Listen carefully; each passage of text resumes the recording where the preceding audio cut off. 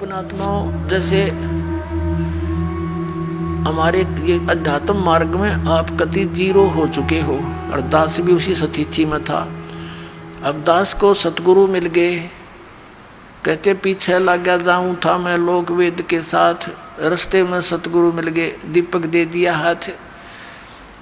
अब ये इतना बड़ा अध्यात्म मार्ग है कि जैसे हम सत साहिब बोलते हैं और पहले राम राम बोलते थे, इसका कारण क्या था? ये मंत्र जाप करने का नहीं था, ये केवल याद दिलाने का होता है कि भाई इस संसार में भगवान बिना कुछ नहीं, और जो गुरुजी ने मंत्र दे रखा है उसकी भूल ना पड़े।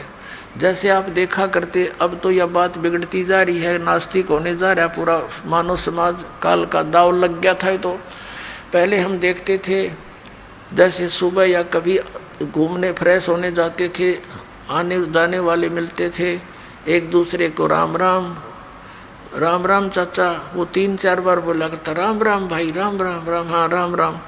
अब ये तो एक औपचारिकता बन गई थी, लेकिन ये स्टार्ट कहाँ से हुई थी?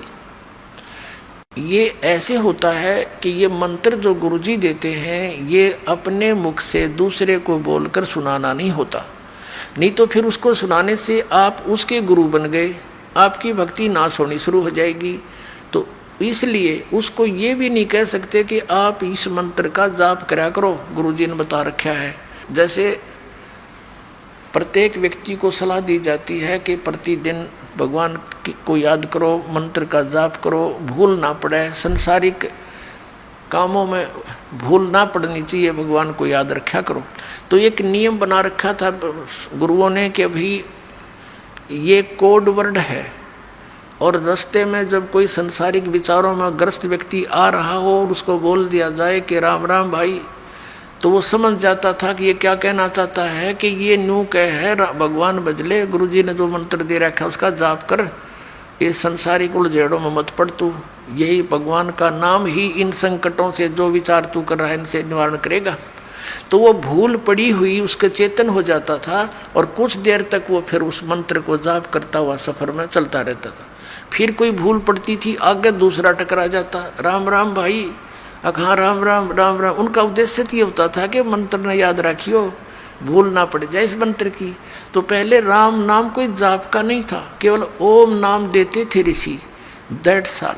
और उसको गुप्त रखना इसलिए अनिवार्य था कि तुम किसी को बताना नहीं तो तुम गुरु बन गए, तुम्हारा फिर काम बिगड़ गया, तुम अधिकारी हो नहीं, दोनों चौड़ चपट। तो और याद दिलाते रहना एक दूसरे को। इस राम शब्द जब ये बोल रहे हैं तो ये समझ लेना, ये कहना चाह रहा है कि भगवान का वो मंत्र गुरुजी का याद कर, जाप करा करो, इस भगवान बिना संसार में कुछ नहीं है।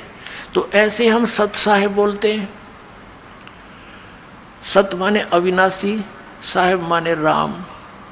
अविनाशी राम के हमारा जो परमात्मा है वो अविनाशी राम है, और उसका मंत्र, उसके पाने का ये जो विधि है, इसको याद रखो, भक्ति करा करो, सत साहेब जी, सत साहेब। हाँ, मतलब उस समय आपको ये याद हो कि आप भाई भगवान बिना हमारा कोई नहीं है, और सचमुच ये कबीर साहब सच्चे परमात्मा अमर भगवान है, और जो मंत्र उनको दिया है वहाँ जाने का वो जाप ही सहयोगी है, उसकी भूल ना पड़े।